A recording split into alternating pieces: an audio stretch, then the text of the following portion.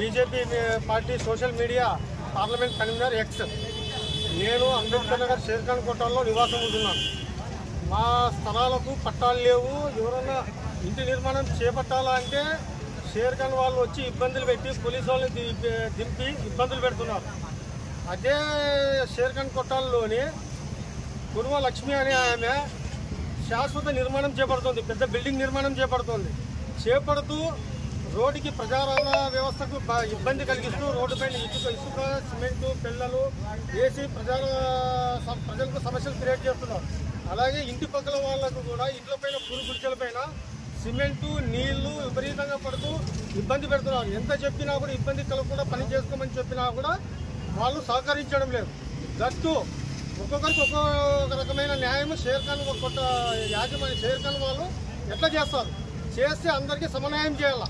వాళ్ళకి కట్టుకోవడానికి అనుమతులు ఇవ్వడం ఏంటి, మిగతా వాళ్ళకు లేకపోవడం ఏంటి? దట్టు ఎటువంటి అనుమతులు లేకుండా కడతా ఉంటే నడి రోడ్డులో ఆదోని పట్టణంలోన నడి రోడ్డులోన మంచి సెంటర్లో ఈ రకమైన నిర్మాణం జరుగుతూ ఉంటే మున్సిపాలిటీ వాళ్ళు ఏమన్నా నిద్రపోతున్నారా? మున్సిపాలిటీ వాళ్ళు దీనిపై తగు చర్యలు తీసుకొని చేసే నిర్మాణం అందరికీ అనుమతులు ఇవ్వాలా, ఒక్కరికే కాదు. దట్టు వాళ్ళు నిర్మాణం చేసుకోవడం కూడా పక్క వాళ్ళకి ఇబ్బంది కలగకుండా చేసుకోవాలా. ఆ విధంగా ఏమన్నా అడగడానికి పోతే కూడా వీళ్ళు దౌర్జన్యానికి వస్తున్నారు. కాబట్టి మున్సిపల్ కమిషనర్ గారు నాకు తగిన న్యాయం చేయాలని కోరుకుంటూ ఆ ఇంటికి ఎటువంటి అనుమతులు ఉన్నాయి, ఏమున్నాయి అన్నీ ఎంక్వైరీ చేసి తగు న్యాయం చేయాలా.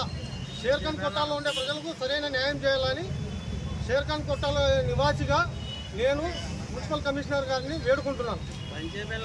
Raghavendra Kumar, social media parliament convener X, BJP.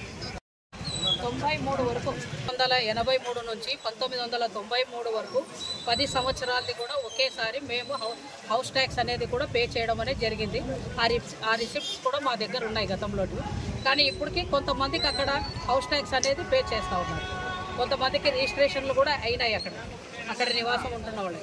కాబట్టి ఎవరికంటే వాళ్ళకి ఇచ్చేది కాదు, అక్కడ ఉండేవాళ్ళు తాత్కాలికంగా కూర్చొని పరిష్కారం అనేది చేసి అందరికీ సౌకర్యం కల్పిస్తే బాగుంటుందని చెప్పి ఈ సందర్భంగా నేను తెలియజేస్తాను.